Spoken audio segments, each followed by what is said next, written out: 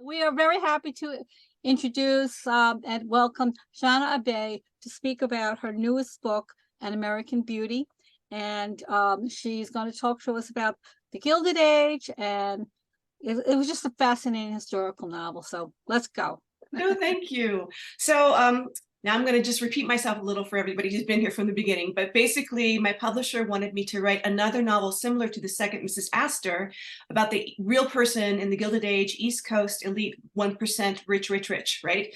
So I couldn't think of anybody whose story already really hasn't been covered in other books, but I kept coming back to Arabella Huntington, who was rich in the 1%, at one point the wealthiest woman in the Gilded Age America, but never part of high society because Arabella was openly a mistress before she was a wife.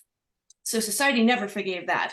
So I thought she was a very interesting person. I first heard about her when I was in college in LA, and I went to the Huntington Museum, Botanical Gardens, Memorial. I can never remember how long that library's name is, but the Huntington Botanical Gardens, we'll call it a museum. And there was this kind of beat up, weathered old placard in front of the entrance that introduced Arabella and her husband, her second or third husband, depending on the source, Henry Edwards Huntington, who was the nephew of her first husband or second husband, depending on the source, Collis Potter Huntington. And I read that, and they made it very clear in the placard, like they weren't related by blood, they were the same age, and they got married when they were in their 60s. And I thought, wow, in your 60s, and they were both stinking rich at that point. So I'm like, it must have been a love match. I don't know why else they would get married, because they knew it would be scandalous. And they were both like equally very wealthy, like billionaires today, right? So I thought that was very interesting. And they were art collectors and philanthropists and just fascinating people. But the thing about Arabella was, when I started thinking about her for the story, the more I learned about her, the less I learned about her in a way, because she worked really hard to disguise her past. So it was well known she was the teenage mistress of this much older man, Collis Potter Huntington, who was one of the big four railroad tycoons, helped bring about the Transatlantic Railroad, or is that right? Transatlantic Railroad, the railroad that went across the country with the Golden Spike in Utah and all that. He was the force behind that, one of them. So he likely met her in Richmond, Virginia. She was likely born in 1850. But the thing about Arabella, like I said, is that she lied freely and frequently about many aspects of her life, especially her origins. So like at one point, I found this passport application that she had filled out in 1908, where she had knocked off 8 years off of her age and just signed it under oath, like, yep, I'm 8 years younger than that. She had no problem lying about her age, lying about how many husbands she had, lying about where she was born. So that was interesting to try to figure out. Some of it was conjecture, but I mean, it was to the point where after she passed away, Henry Edwards, her second or third husband, was building this mausoleum for her in the Huntington Botanical Gardens. It's gorgeous. If you ever get a chance to see it, it's very beautiful. Gorgeous, Jeffersonian kind of looking, like beautiful, elegant marble mausoleum. But he had to write to her son, Archer, to ask about what her actual date of birth was, because he didn't know. He had no idea. He wanted to put something down there, and he wanted it to be true. So that's how clever she was and how very cautious she was about her background. So if you do read the book, it opens up on kind of a blackmail scene, and that is a true story. That really happened to her. So she had a lot to hide. This man, Colonel William Mann, he ran the Town Topics Publishing Company, which was the beginning of like the scandal tabloid sheets in America. And he was a very cunning guy. So what he would do, if you read the second Mrs. Astor, his Town Topics is also in that, because it was a real thing. So what this guy would do is he would write some very scandalous real story that happened in society, like, oh, a certain young debutante was seen tippling a little too much champagne last night and had to be escorted out of the room or whatever. And he would not say the person's name. And then on the reverse of the page, on the back, if you turn the page, it would be the picture of the person he was talking about, but he would never say her name, or his name, so he couldn't really be sued about it. right? Because he would just say, well, that was I don't know why you're suing me. You know, I never said who it was. So he actually was known to go after John Jacob Astor quite a bit because Astor wouldn't pay him. Oh yeah, so then he would go to the rich people and say, if you don't give me some money, I'm going to run the story and everybody's going to know it's you. And the Astors would never pay. So he was really particularly savage about Jack Astor and Madeline Astor. But anyway, here's this guy, William Mann. He's sitting on top of this scandalous tabloid empire, and he decides to write this book. It was called Fads and Fancies of Representative Americans at the Beginning of the Century, Being of Their Tastes and Fashions, or I don't know. It was a very long title, but it was a real book. And he went to Arabella and said, I'm going to do a profile on your husband. And of course, you will be mentioned.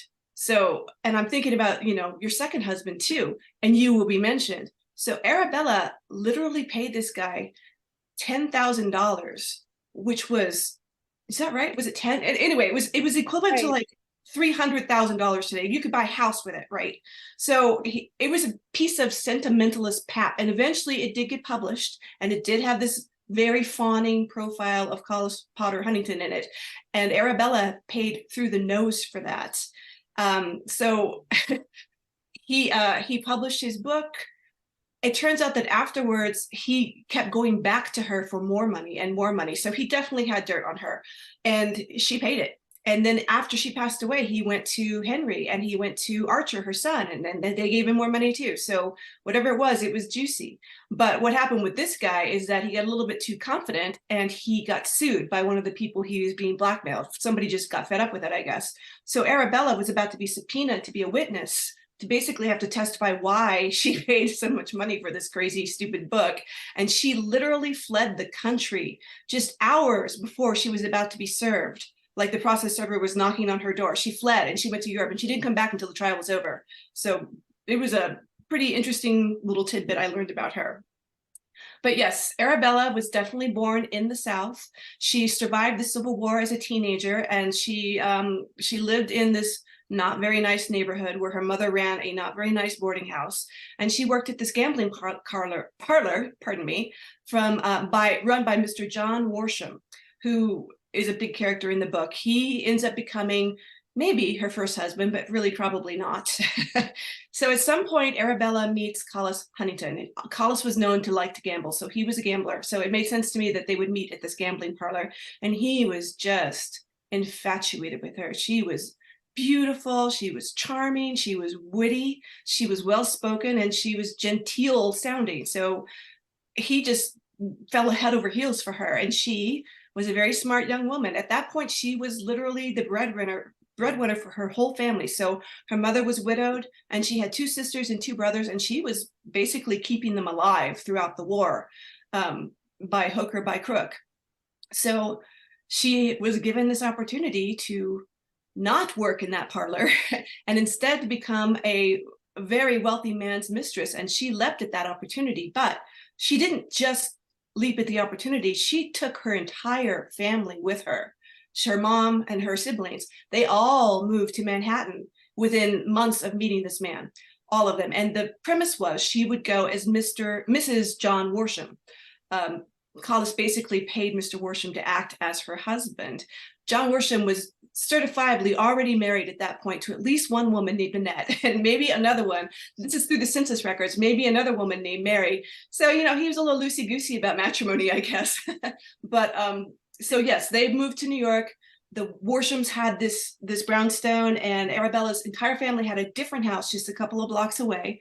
And so that is how she basically pulled, by her sheer personality and force of will and intelligence, pulled her entire family out of this grinding, terrible poverty in you know, post-Civil War Richmond, Virginia, and set them all up. And you know, then they're just set for life, and that stays true for her. So she, I mean, you have to admire her. Whatever you may think about being a mistress, she did it to save her family, and it worked. So I think that, you know, she stayed Collis's mistress for quite a few years. She even bore him a son. That was Archer. They called him Archer Worsham, but really, if you look at pictures of Archer and Collis Huntington, the physical resemblance is kind of undeniable. It's pretty obvious. And speculation was happening even then. Like, people knew, they're like, oh yeah, that's Collis's son. So even after they got married, I mean, Collis adopted Archer officially, so he was Archer Huntington. Anyway, so here's Belle. She's in New York. She's doing well for herself. She's got this Johnny Worsham problem. He's kind of like a pain in her side at some point. So within a few years, she basically kills him off. He's not dead. She sends him back to Virginia and tells everybody that he's dead, but he didn't die for like another 8 years. So she decided at some point he was more trouble than he was worth, so he was gone. Then she's this genteel Southern widow, and she starts amassing her own properties. And definitely was Collis's seed money, but she made it grow. She was a very savvy businesswoman, and so she wanted more than anything to be secure. And if you grow up without security in the middle of the Civil War, on top of everything else, taking care of yourself, making sure you've got that safety net is super important, and it was to her. So apart from Collis's money, she started earning her own through her own investments and everything.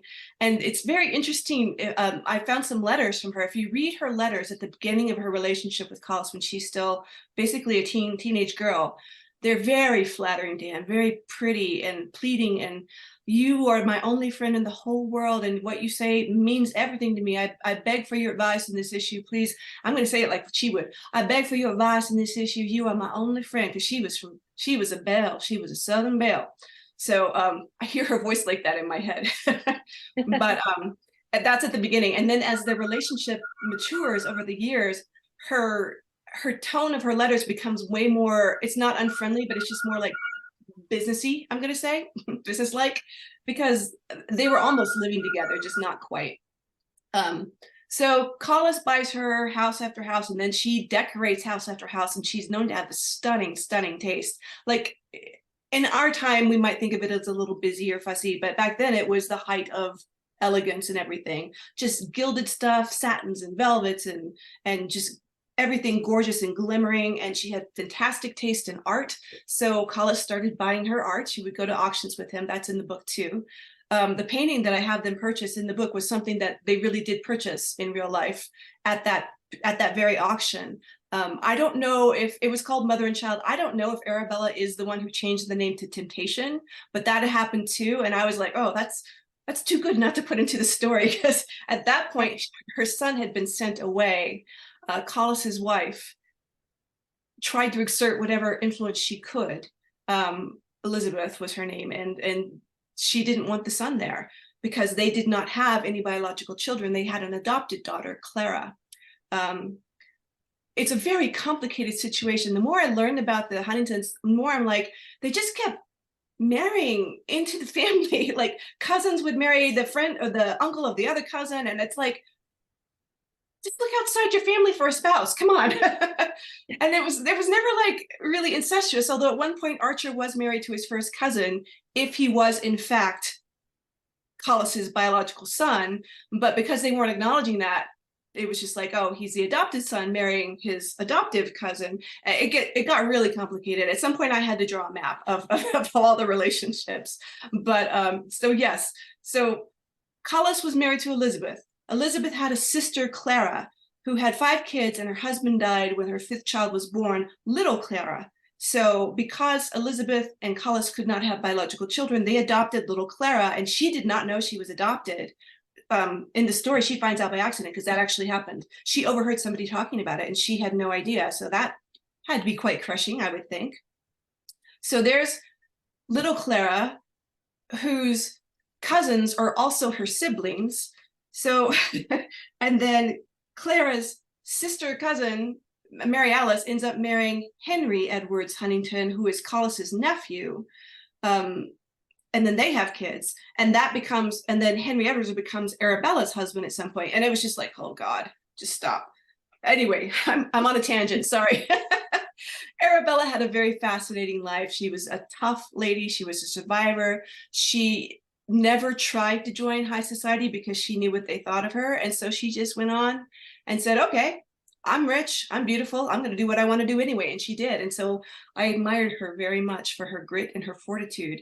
And in fact, after Collis's death, she became one of the top philanthropists in the nation. Like she just gave away so much money to different causes and everything. So she was not somebody who was so frightened of losing her money that she couldn't give it away. She did a lot of wonderful work with her money. So I admire her. Anyway, that's my story. Did I cover everything? I don't know. It was I a have good a book. question about the book. Now, this correspondence in the journals, those are all fictional then. You wrote them. Were they based on something though?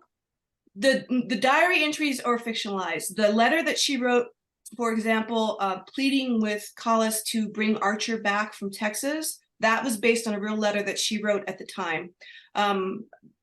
Basically saying, you know, please, my son, my family's going to starve out there. Please bring them back, bring them home to Manhattan to me, please. And he did. So, but then Archer got sent away again. So in the end, it worked out well for all of them because Belle's sister and her husband basically were their ranch was subsidized by Collis, and they did very well for themselves. And Archer ended up falling in love with Texas, and Belle did buy land out there for him, and that he inherited after her death, I believe. So yes, some of it's real, some of it isn't. Arabella did this thing where when she would write letters, she would tear up this thing and she would underline it at the end of every letter because she didn't want records, I guess, left too much of her except what she chose to have mentioned or recorded. So obviously some people did not do that. Some people did not tear up her letters because they were, you know, I found them in a book, so they're there. So yes, but the diary part, yes, I fictionalized that. I just wanted her to have a first person voice in the story. I like doing that. It seemed like she was very nice to Clara. Yes, yes, that kind of surprised me, but she and Clara were close actually. And I think some of that had to do with the attitude of the time, which Clara has the realization, you know, men in her father's position usually, maybe not usually, typically, I don't know, will have a mistress. Men in her father's social status and money enjoy the company of women who aren't their wives. And I think that she was worldly enough to come to that conclusion at some point. So yeah, Clara and Arabella were close. In fact, when Clara got married, Arabella found this fabulous set of aquamarines, I think it was, for her wedding gift. And yeah, they were friends. They were friends and friendly. Arabella was only 10 years older than Clara. And Clara was only 10 years older than Archer. So they were all kind of like in a little group. And then there's Collis, who was much older than everybody else. So they had this nice little ready-made family going on. So I think that Clara thought of Arabella more as like a very big sister than a stepmother. That's the impression I got. So yeah, it was nice that they were friends. Was the bonsai tree true or made up? Oh, I made that up, sorry. That was nice. But that them going to the fair where they got the tree, that all happened. That was really there. And I'm like, well, what can she buy at the fair? Get a tree. And Arabella did actually go, and she was especially fascinated with the Japan house and the Japanese furniture, and it really influenced her decor choices and her style after she went to that fair. And she really did buy furniture not only for her house but for Collis's house that he shared with Elizabeth at the time. So that bit where she says she decorated Elizabeth's room, that was true. She did. Arabella picked all that stuff out, which is kind of crazy. strange world. So, but your writing was very good. I mean, I could just feel myself there, the way you're wording and everything. It was very good. That's what I always hope for. So thank you for telling me that. I really appreciate it. I really hope to draw people into whatever this world, this construct is that I've come up with, and it's a little more challenging. I used to write about not real people. I used to just make up everything.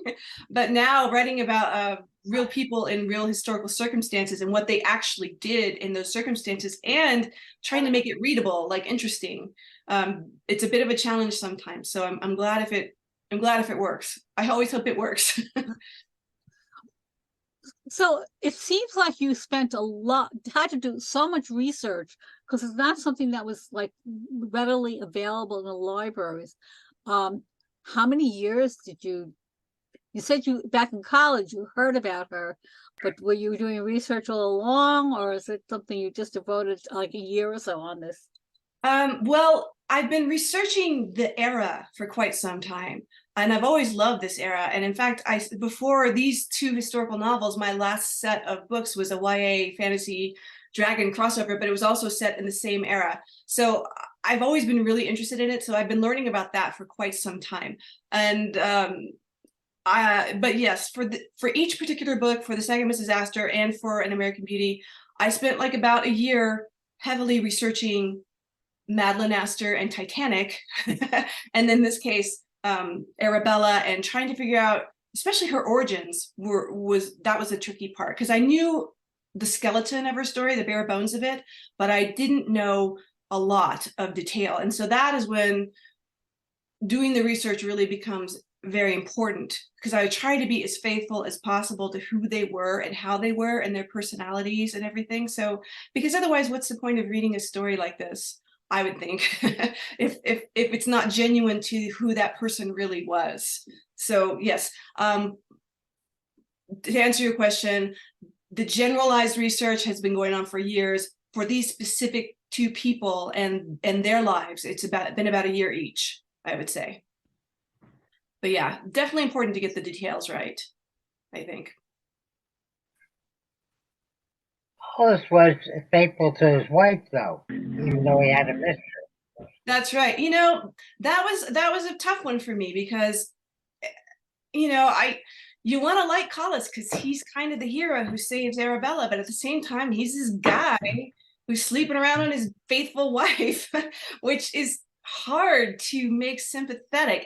In fact, the original manuscript of this, I wrote several chapters from Elizabeth's point of view, his first wife, because I felt her anguish. After she passed away, there was a big funeral for her in the house, and some of Collis's acquaintances were on record as saying they didn't even realize he was married. Like, she was so retiring, and she just did not leave that house. And I don't know if she had social anxiety or if she was just very, very frail, but I felt just badly for her. And I wanted her to have a voice in the story, to express her love for this man, that she deserved a better man than he. And I thought that it was important that come across, but that would have made it 4 narrator voices. So there's Catherine, Arabella's mom, there's Arabella, and then there's Clara. And then I added Elizabeth, and they're like, the editors are like, somebody's got to go. You can't have 4.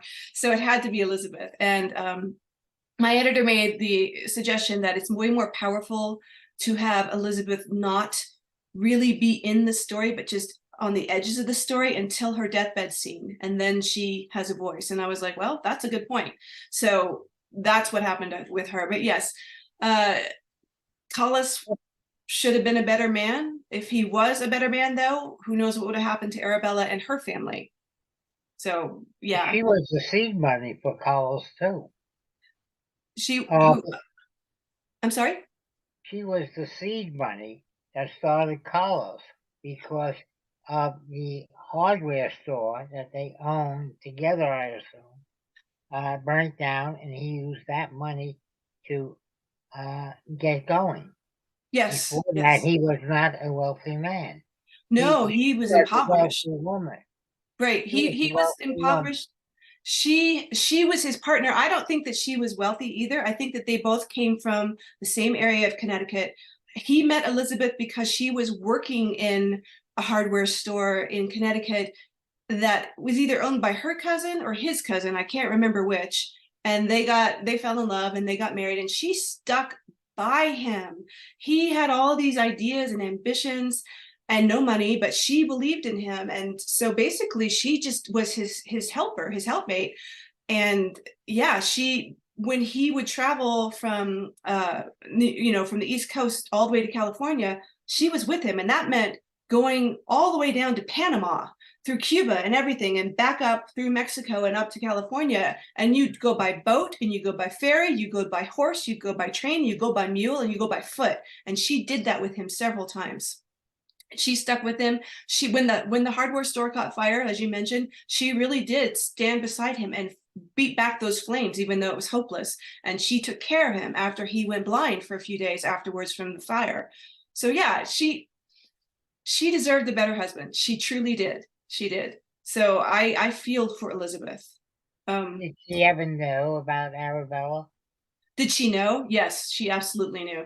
Yeah, everybody knew. It was an open secret. At some point in the 1870s, Arabella was traveling openly with Collis and sometimes with Archer, but mostly it was Arabella and Collis, and she was traveling as Mrs. Worsham. And even members of his family would go along on these trips, not Elizabeth. She would stay at home. But yeah, members of the group all knew that, you know, she's his friend. But that trip to Yosemite that I wrote about, that was a real thing that they really did. And she went with them, and Henry and Mary Alice were there as well, Edward and Mary Alice. So, and Clara. So all of that was true. So it was just, they weren't even pretending at some point. It was just openly there. And nobody was surprised that just, you know, less than a year? I think it was less than a year after Elizabeth died, he married Arabella.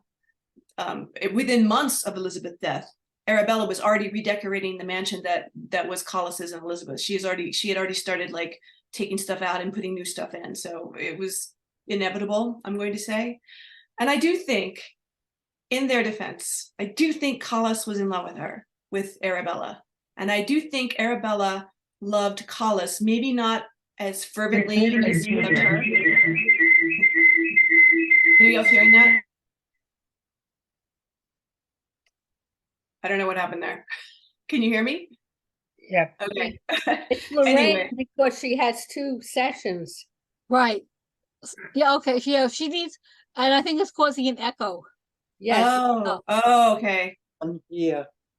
Okay, sorry. Sorry. Seems to be okay now. I was just saying, I think that genuinely Arabella and Collis loved each other. I think he really was romantically in love with her. I think she loved and respected and admired him, maybe not quite as romantically, but after he died, she wrote to a friend, and she was talking about her grief, and she said something like, I can't believe I am never going to look upon his dear face again. I mean, I think that she genuinely had love in her heart for him. I don't necessarily think it was the same kind of love she felt for Edward, Henry Edwards Huntington.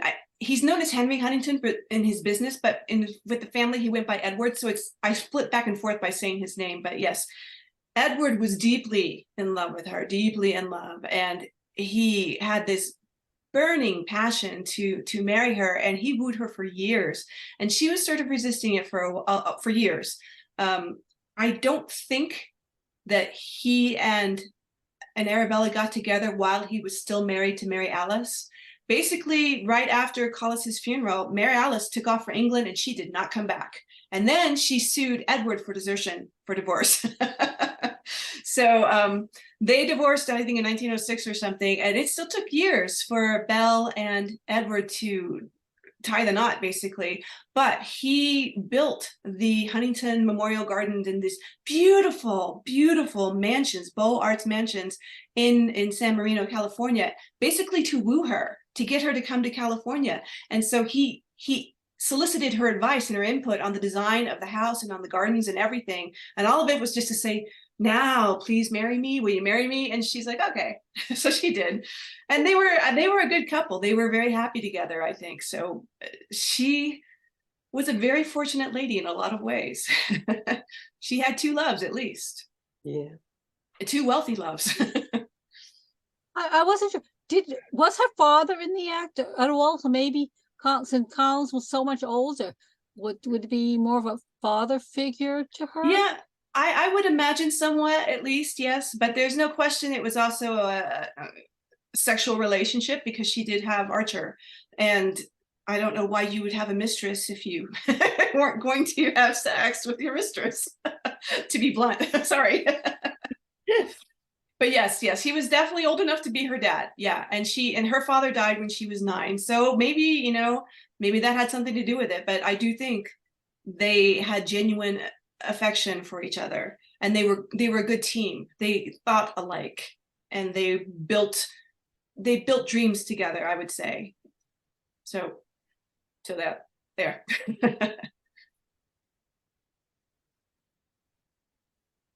Does anybody have another question?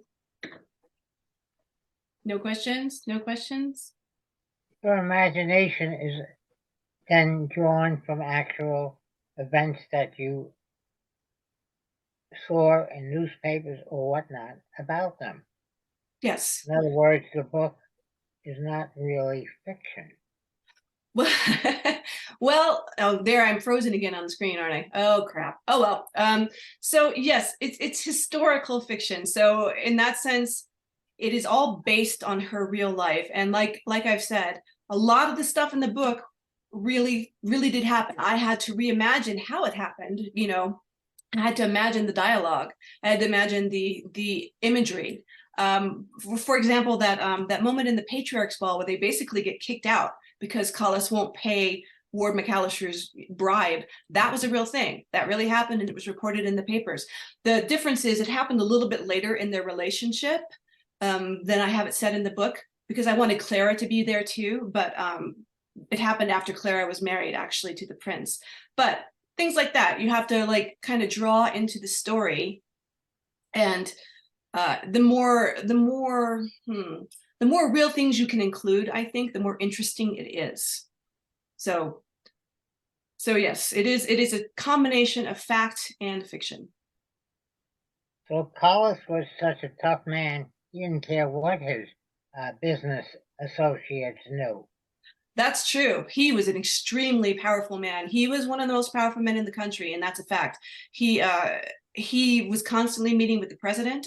He was a kind of a lobbyist for himself and for other companies. And yeah, he didn't have to care what anybody thought of him. I don't think he actually did care, but if it ever bothered him, he didn't act like it was.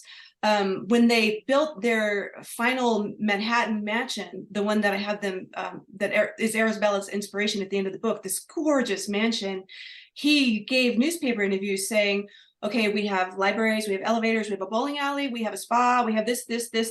We do not have a ballroom because we are not going to entertain society. So this is a family home, no ballrooms, it's just for us. So he didn't mind not being part of the social scene in terms of like the 400. He didn't care at all. Clara cared. But then if you read the book, you know, Clara kind of gets her ultimate revenge. She becomes a genuine princess and moves to England and lives a fabulous life there. So yeah, it's nice, I guess, to be so powerful you don't have to care what anybody thinks of you. Yeah, but the many evenings that he stayed with Arabella, he then goes home afterwards. Yes. Yes. Well, yes. I do also believe that he loved Elizabeth.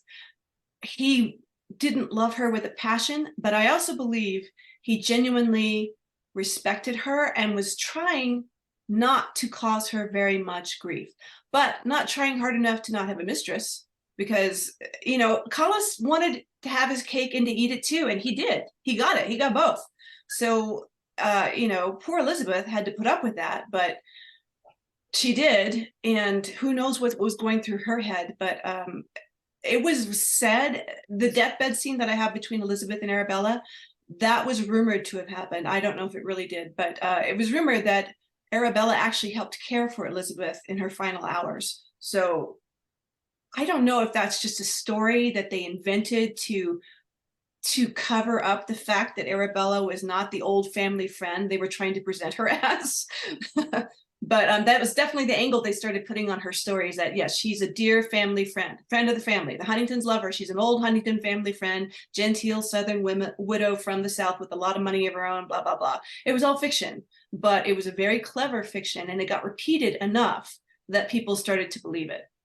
At least people who was Elizabeth always a sickly woman? I'm sorry, I can't hear you. Was Elizabeth always a sickly woman? I don't think so. In the end, she died of cancer. I say after the fire, and the fact that she died from cancer, it seems like maybe the cancer had invaded her brain or her body years before, because Clara, you had said that Clara grew up in a dark home. Yeah. And she had the shades always drawn and everything. It seemed like she was depressed for some reason. Yes, yes. Well, like I said, several of Collis's business acquaintances didn't even realize he was married until after she died. I mean, that was how small her world was. And I'm assuming she chose it to be that way. I was assuming she suffered maybe from migraines or something like that, but she did die of cancer kind of quickly. So I don't think she was always sickly because, as I mentioned, when they were first married, she was right there at Collis's side doing hard physical things like traveling the world basically to get to California and fighting fires and being at his side. So I think it just kind of crept up on her. That's what I think. There wasn't a lot to discover about Elizabeth because she was not a socialite. She didn't go out. She didn't do stuff. When she did do things socially, it was for the sake of Clara, her daughter, to go to be her chaperone at a ball or something. But it's clear that she didn't really want to do that, but she felt it was her duty, so she did.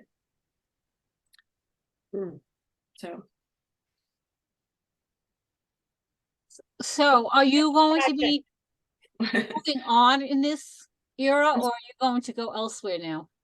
my next book is I'm not allowed yet to say exactly what it is, but it is at the tail end of the Gilded Age. It is once again based on a real woman who was famous in her time and has since been sort of forgotten. But she was a firecracker of a lady. Oh God, now it's frozen on a terrible look at that. I'm sorry. Oh, that's a great look. Anyways, based on a real woman. I'm going to stop the video and then you can try it again. Okay. Okay. All right. Oh, it's funny. All right. So start again. Maybe this. Okay. There we go. We figured out how to improve that situation. I'm just gonna try not to move my face anymore. Anyway, yes, the next story is also in the Gilded Age, based on a real lady who was famous and went through this giant event, and that's what I'm writing about now. And it is a lot more research about a topic I knew very little about before, but hopefully it'll be good. It's interesting to me, at least. Are you then working like? Do you tend now to work on one book at a time, or do you? Yeah, I'm not good enough to work on more than one book at a time. My focus is easily fractured, so I can't do, I'm a one at a timer for sure. So yes, one at a time. And I mean, and I'm kind of slow too, professionally speaking. I wish I could write more quickly, but I guess I write at the pace I write. So it takes me about a year to write a book, and that's just one book. But also that includes like the having to look things up, stopping and saying, well, what kind of food would they have had in this moment? And then you're down that rabbit hole of the internet searches going, oh, okay, they would have served this and this. And how do you make that? What are those ingredients? Oh, that sounds interesting. Or God, don't eat that. Things like that happen to me every day. So maybe that's why it takes me a year to write a book. I don't know. Yeah, but it's enjoyable. It sounds interesting. Oh yeah, thank you. I that's the thing. I find it very interesting too, to discover the details of different time periods and how people lived and how different we are today and how similar we are at the same time.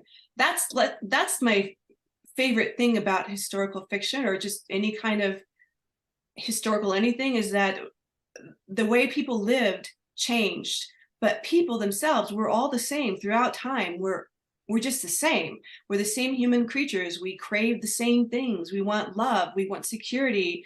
We want attention. We want a soulmate. We want a family. We want goods and delicious food and safe water. And, we're always the same throughout history, no matter what our clothing may be or what our style may be or mode of transportation, how that changes. The internet, all of that. It was kind of a ramble. Sorry. I thought it was very well written. I mean, I really enjoyed the thank you. Quality of the writing. I appreciate that. That means a lot to me, actually. I always try to write the best I can write. I try to write the kind of book that I would want to read. I want the characters to have depth and realism, and I want them to have genuine feelings. And I try not to use cliches And if I slip into a cliche, my editor is just on top of that. She's like, no, change that up. You can't say that. So I appreciate that from her. So thank you. I appreciate it. I definitely try to write good books. Otherwise, what's the point? Yeah. Well, you had to do a lot of fact finding. Do you have a fact checker with your editor, or since you've done such intensive research, you're the expert? It's I think I'm the expert, but what do I know? There is somebody whose job it is to supposedly check my references, but it is not realistic to expect that person to have the resources on hand that I've had, because I've spent a year collecting newspaper articles and books and journals and things like that. So they rely on me to be right. I will say I have recently read a book that I'm not going to name the book. It was about Titanic, and there were several things in there that weren't right, and it bugged me. I was like, Huh. you didn't write that. You know, the Titanic people are going to kill you. Don't do it. So I was a fact checker for this one particular book. That was just lucky because I did all this Titanic research from before. But yes, there is somebody whose paid job it is to go through the manuscript and verify certain things. Yes, ma'am. When you're writing historical fiction, what's the line between what can be fiction? I don't know. Sometimes, well, for me, it's a kind of unique situation in that my publishing house has a very specific idea for what I should write, meaning it should be about, like I said before, a real person who really lived in this time period in this particular way. Some historical fiction is just everybody except the peripheral characters are probably just fictionalized. They're just, God dang it, froze again, are just made up. So for me, it's tough because I am trying very hard to, hello again, to be true to what they really did, this real person really did. But there's a lot of books out there that are just set in the general time period with all the main characters being fiction. So I guess, I don't know, because I'm not allowed to write like that. I don't know, that sounds nice, kind of. Maybe I'll get to that stage, I don't know. But yes, you can't, I guess the truth is, in my situation, you can't make up stuff that wasn't true that's going to matter to the reader, because like the Titanic thing, you can't fake that, because there's way too many people out there who are very much into the whole Titanic story from start to finish. And so you've got to get that right. With Arabella, I was determined to get her life as correctly done as I could, even having to, fill in the gaps of her early years because she worked so hard to make sure nobody knew about them. So the line is always moving, I'm going to say. There is no firm line. It's just, you're shifting here, you're shifting there. What do you know? If you know something and you know it's true and it's an important part of their life, put it in the story, because why wouldn't you? I hope that answered your question. I guess you get a good feel for it though, with the experience of having written other books, you know what I mean, as time goes on.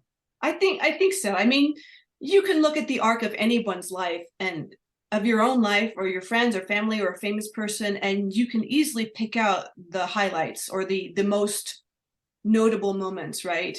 It's not hard. Marriages, births, going down on the Titanic, being blackmailed over your past, things like that, meeting your future spouse. All of these things are things we all have in common, again, as human beings throughout history. So yes, those things matter, and those things need to be included in the story as far as I'm concerned. Like, it even mattered to me enough to include Arabella's wedding to Collis. My editor was a little bit like, well, do we need this wedding? I'm like, yes, we need the wedding because A, I've researched it, and B, the reader deserves a wedding. We all want this wedding to happen.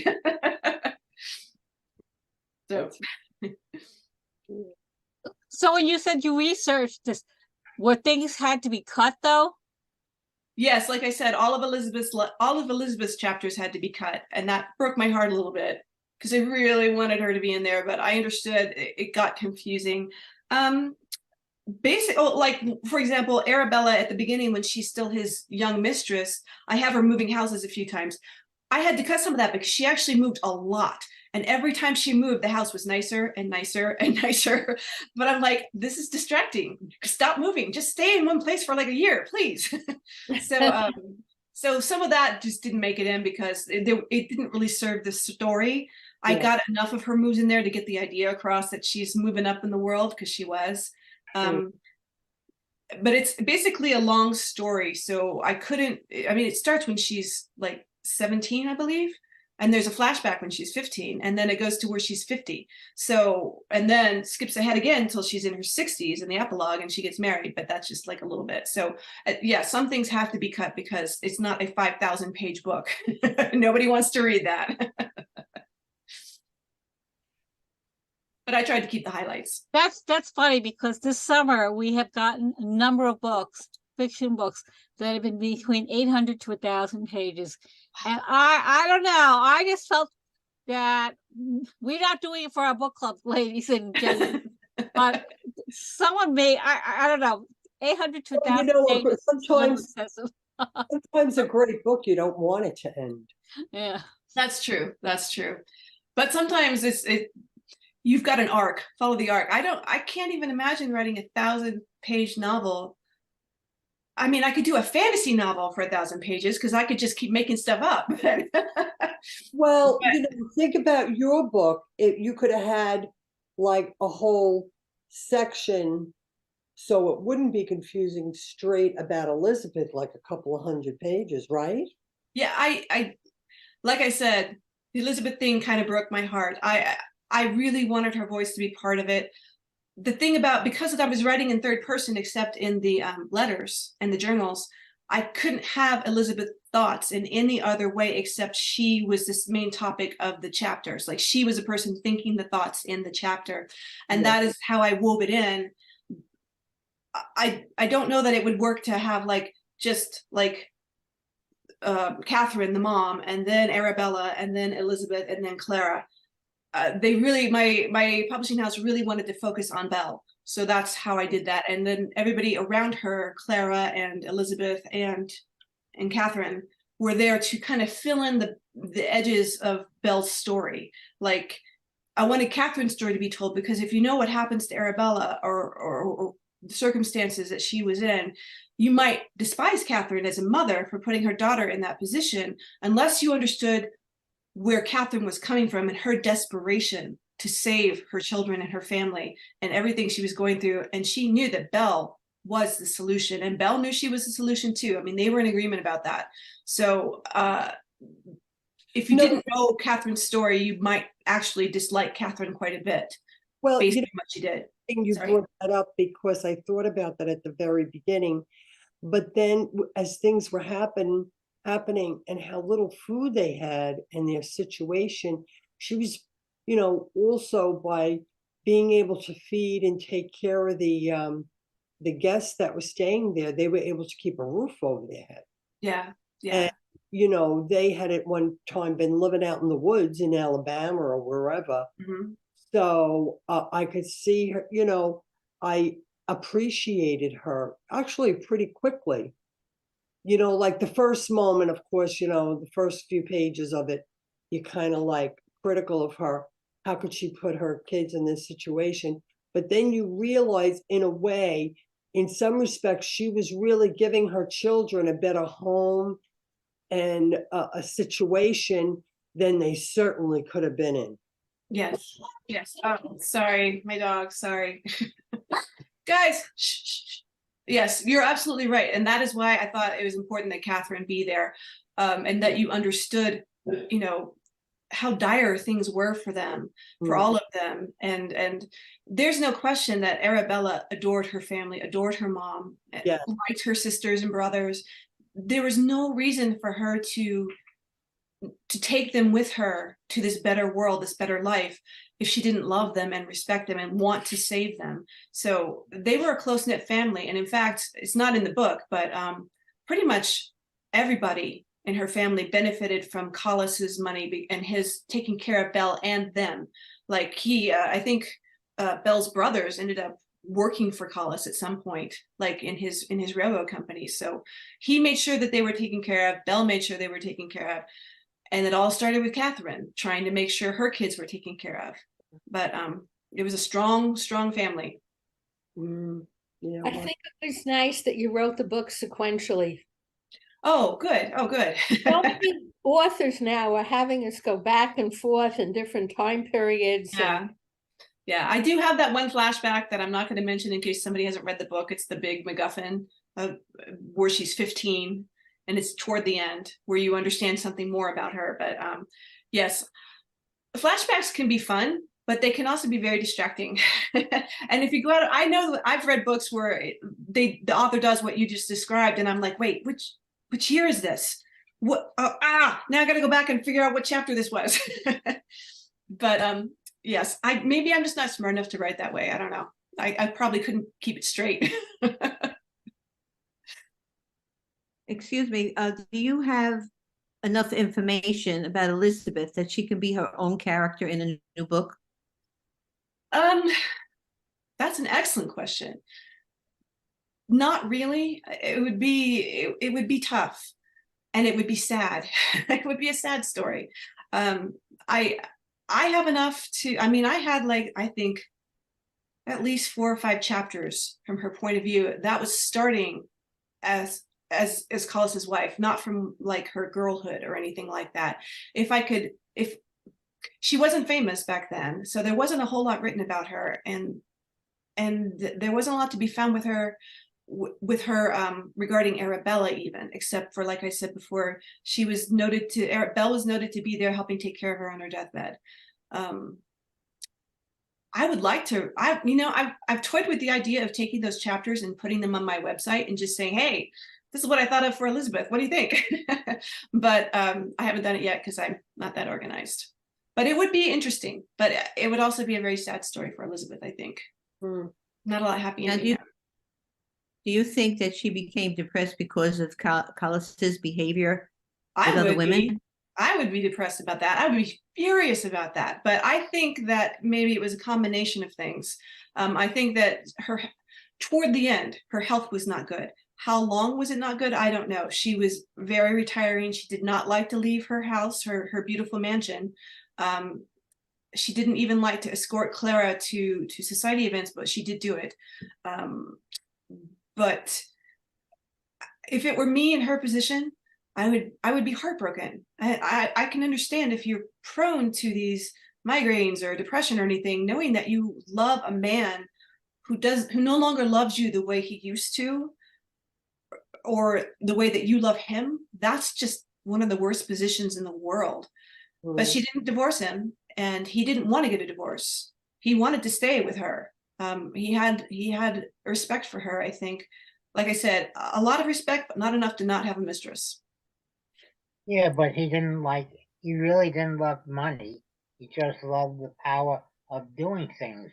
Yes, I yes. thought. And he did a great job. I think that bringing that out.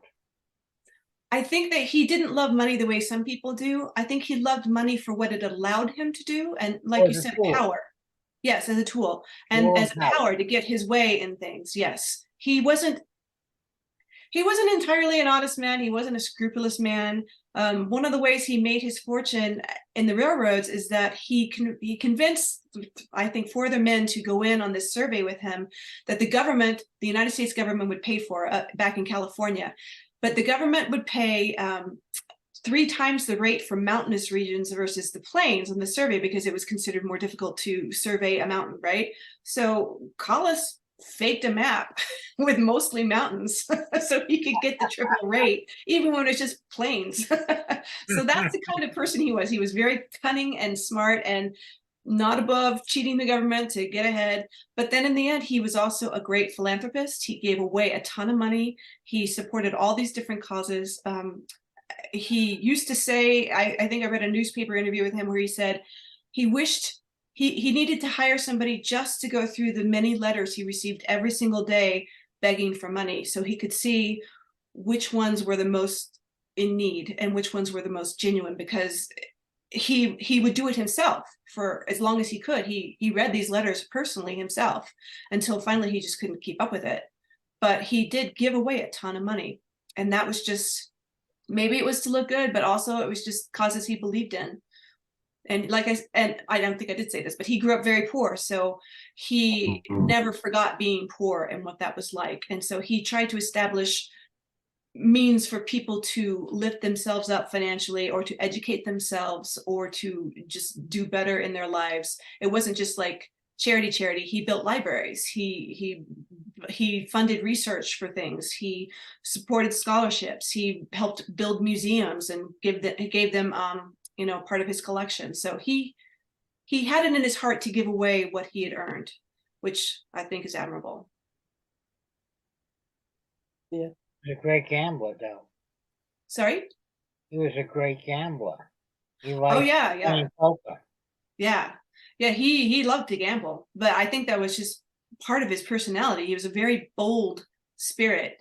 One of the ways he made money in California, besides the railroads, before the railroads, with the hardware store, as you mentioned, he had the hardware store, but he wouldn't wait for the miners to come to him to buy their equipment and everything they needed. He would put everything in a wagon and go to the mining camps and sell that way. And he was cornering the market, because then the miners didn't have to leave their stake or their claim or anything, and they would have what they needed, and he got what he needed. So he just cleaned up, just with this very simple idea. Don't be the miner, don't gamble that much, sell them what they need, and then take the goods to them so that they don't go somewhere else. So he was a very cunning guy. I kind of like that. Your book was great because I was able to read it in 2 days. Oh, really? Well, great. Thank you. That's how much I didn't want to put it down. Oh, that's great to hear. Thank you so much. Oh, yay. Good to know. Well, I am so happy that you were able to join us again. And does anyone have any last comments for Shana? Because we've kept her on for an hour now, and we've had little breaks there and there. Yeah. But On and off. we appreciate that you took the time to speak to us. And, Oh, we're looking forward to your next book then. thank you. Thank you for having me. It's been so much fun, and thank you for your kind words. I'm so glad you guys enjoyed the book. Thank you so You much. earned it. You worked hard enough to Oh. make it fun. Thank you. Oh, that's gonna make me feel good all day. Well, good luck in your next book. Enjoyed this one. Oh, thank you so much. Thank you. I appreciate it. Hopefully it's good. I don't know. I never know. I just have to be like, I hope it's all right. Are we talking 2024, 2025? It's got to be. It's not. Well, it's due in July 1st of 2024. So I would be surprised if they publish it in 24. But Okay. I'm the last to know. They just tell me last, and I'm like, oh, okay, great. Thanks for letting me know. Yeah, I'm out of the loop on all of that. Well, I will keep an eye out for it, Thank you. And thank you so much for joining us. We appreciate all your time, and we appreciate your writing. Thank you. Oh, you're so sweet. Thank you so much for having me here again. I really, really appreciate it. Okay. Sorry about my dogs barking. I just want to tell the rest of the group that we will be meeting again in November, November 28th, and we're going to be doing nonfiction. There's going to be the valiant women who served during the World Wars. Wow. So we go from the fiction, nonfiction, mysteries, like historical fiction. Keep mixing it up. Yeah. Okay. That's awesome. Yes. Thank you so much. And if you the books are not in yet, so probably beginning next week then. Okay. Have a good night. Thank you, I can see everybody. it got very dark behind you. Yeah. It's Colorado time. It was Okay. sunset, and now it's dark. Yes, because when we started, the light was in your backyard, and Mhm. now I can't see anything out there. Yeah. Thank you so much, everybody, and Thank you. stay in touch. Okay. Well, Okay. thank you. Bye, you guys.